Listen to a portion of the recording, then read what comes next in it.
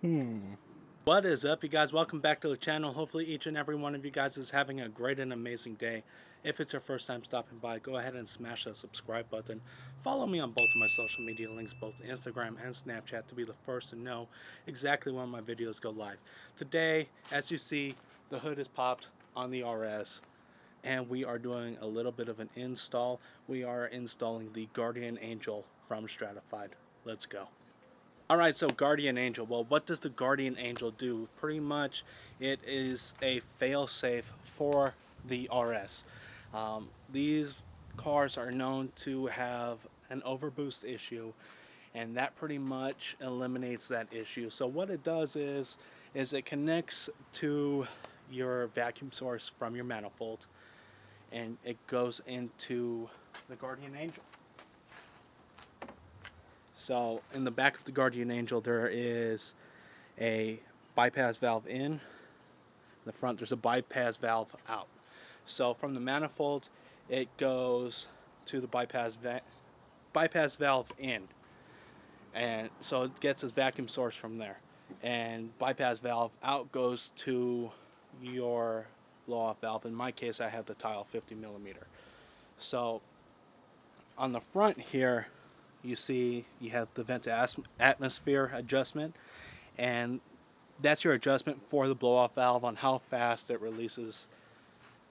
And here is your PSI limit. So pretty much you're going to put it a hair above your maximum PSI.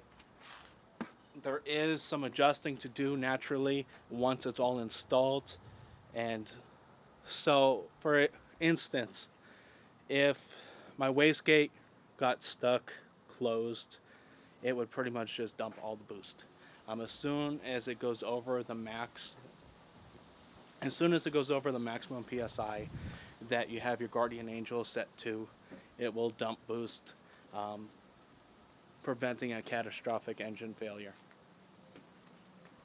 This is in no way, shape, or form designed to be used as a boost controller. A lot of people think so, but it is definitely not. It is simply a fail-safe. There is an option to tap into the factory map sensor, because there is a 4-bar map sensor in the Guardian Angel. But that's not necessary for this application because we are on stock turbo, and we don't need to be bigger than, what is it, 3.5 bars on the factory map sensor. We don't need to be any larger than that. So for this case, we're not tapping into that. There is also a fail-safe wire that you can connect to either your water meth injection or your auxiliary fuel, and in this case we don't have neither of those set up yet, so we don't have to worry about that. We're just going to tuck those wires away. Alright guys, so first things first, we disconnected the negative wire. We went ahead and cleaned this off. We used an alcohol solution on it so we don't have any issues with it, because we are going to be sticking the Guardian Angel right about here. Then we went ahead and mounted the grounding wire from the supplied wire harness for the Guardian Angel down here. And then we ran the supplied LED, also included in the wiring harness, into the cabin in a grommet on the passenger side that goes below the glove box. So the first thing that you want to do is disconnect the negative side of the battery, which is this side here. As you guys see, I do have the Mele battery delete, pretty much a light battery kit. Definitely helps a lot. You save about 40 pounds, definitely check them out.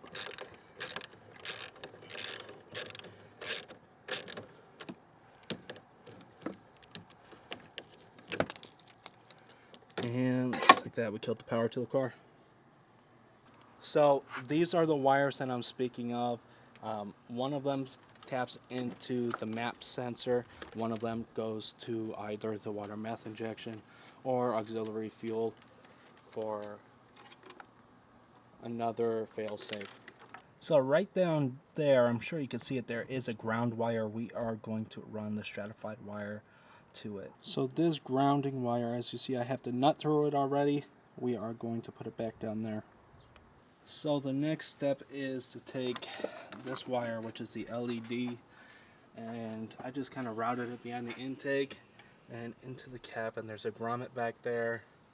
So down there, I don't know if you can see it, but there's a little blue thing. I have a stick going through there so I can run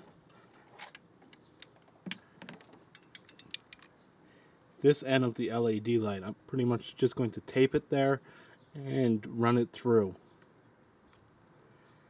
and then we'll find a spot to mount it on the inside of the car. And we got an LED inside the cabin. Now we are going to take this gauge cluster off, run it up there, and figure out a way. So next up, we do have to run our power source into the fuse box. This is going to be pretty simple, but we do have to determine what unit in here does not have power to it. So we're going to take our voltmeter, and we're simply going to go through and test it.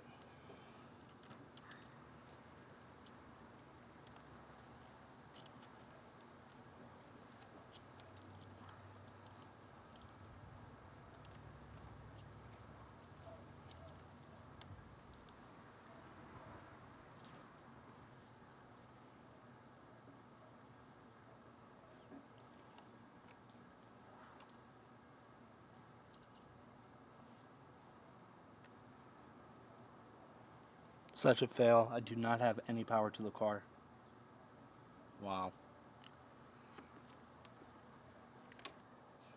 So let's go ahead and put our ground on.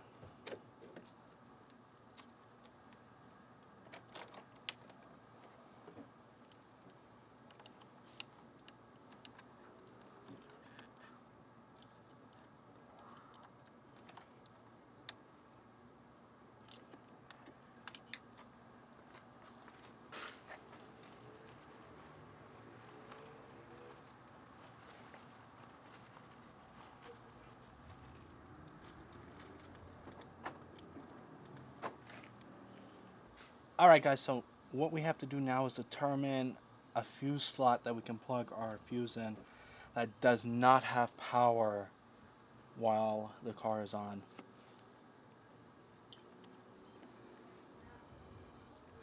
That one doesn't, that one doesn't. Alright, and since we know which one it is now, let's go ahead and remove the ground once again.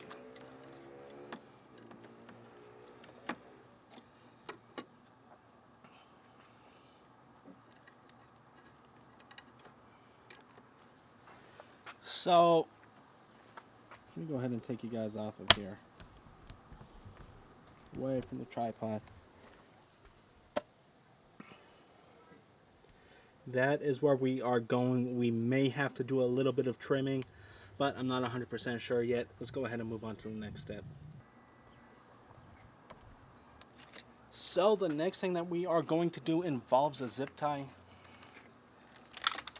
We are going to get rid of these wires that we're not using.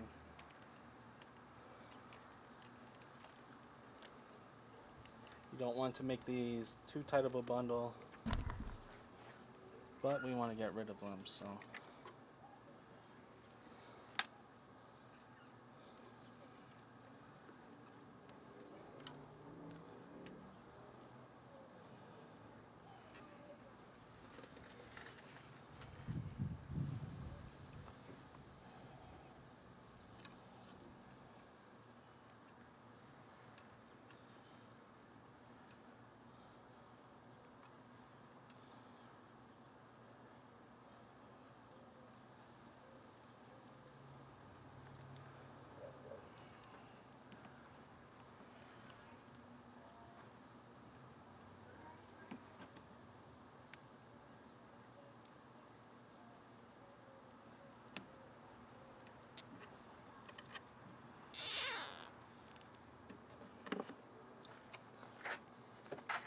Don't want to make it too tight, because in case you ever need the wiring in the future.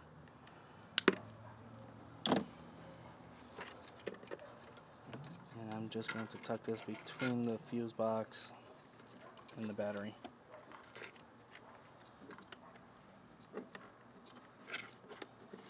Just like so.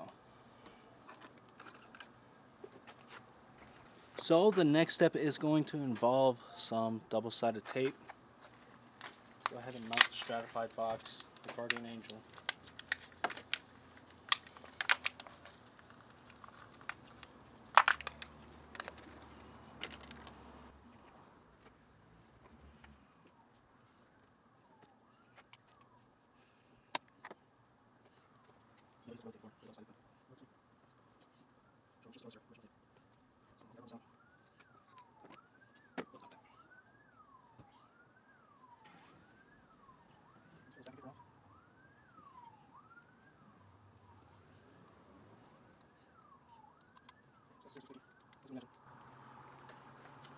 And let's make sure we place it where we want, because it's probably not going to come off very easy. Say right about there. Press down firmly and hold it for a good minute or so. Oh, she is stuck on there good. So now I am going to plug in the wire harness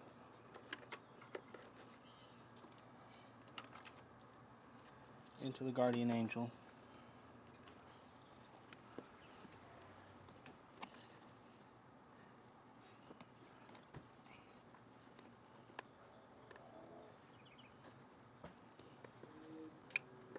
Like so, you'll hear a little click.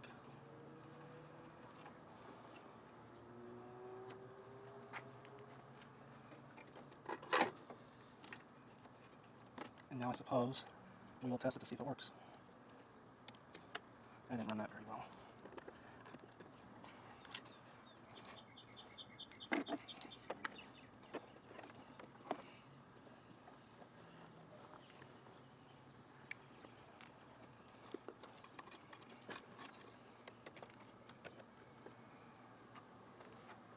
Nothing's on there permanently yet. I didn't mount down the battery yet. We're simply going to check if the LED comes on and the system turns on like it's supposed to, or if I have to trim the fuse panel. So we got the LED in my hand. Let me go ahead.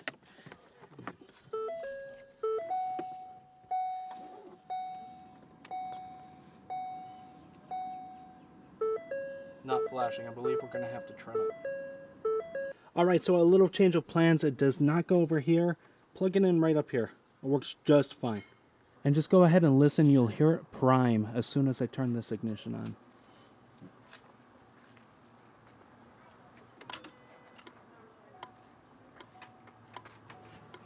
You'll hear it prime every few seconds.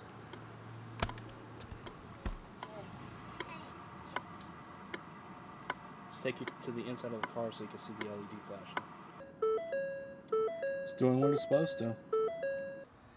Now that that's done and out of the way, we could go ahead and tighten the battery terminal down.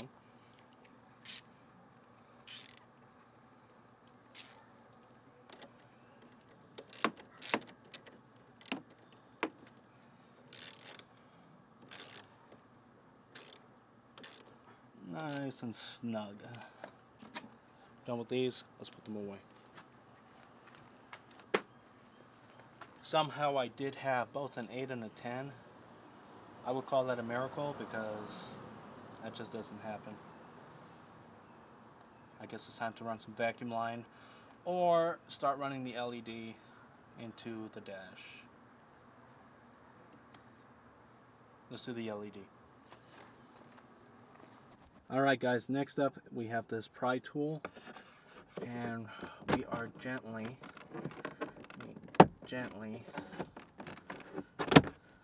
remove this gauge cluster. Let's get it up. I did say gently, but that's that.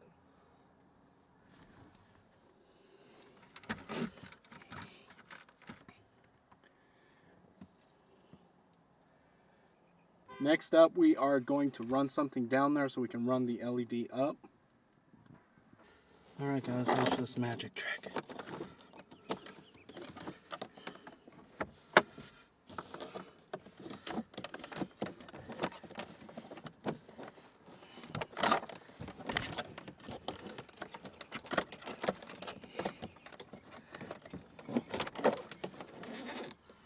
And we got an LED. Alright guys, one thing that's very important that you can't forget is to put that grommet back on. I know it's easy to forget, but do not forget to put that grommet in. You do not want water to get in there. Alright guys, and just like that, everything is being buttoned up. I got the floor mat back up, not the floor mat, but the kick panel back on. Alright guys, now we have the scary part. We need to decide where we want to put the LED. I'm going to say right about here.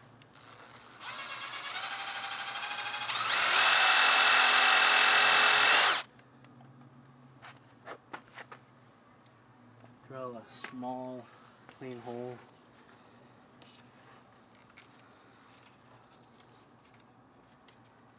And we just have to clean it up. Alright guys, let's see if it works. It turns on, I can hear it purging. That means everything is doing what it's supposed to do.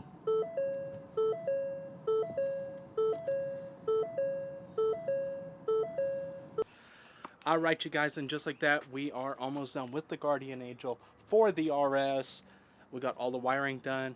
Not too bad of an install, honestly. The worst part was running that LED light. I was actually debating not running it into the cabin at all and just kind of stuffing it between the battery and the fuse box, but I decided not to be lazy and just run into the cabin and have a clean look. Just a small hole in the gauge cluster, pop it through, and it looks pretty factory. So with that being said, I just have to finish running the vacuum lines and then do some adjusting. That will be in the next video, so hopefully you enjoyed this. If you have, go ahead and smash that thumbs up button. Drop a comment in the comment section below. And of course, if you're new to the channel and you haven't subscribed already, please consider doing so. Until next time, I'm checking out. Yeah, boy.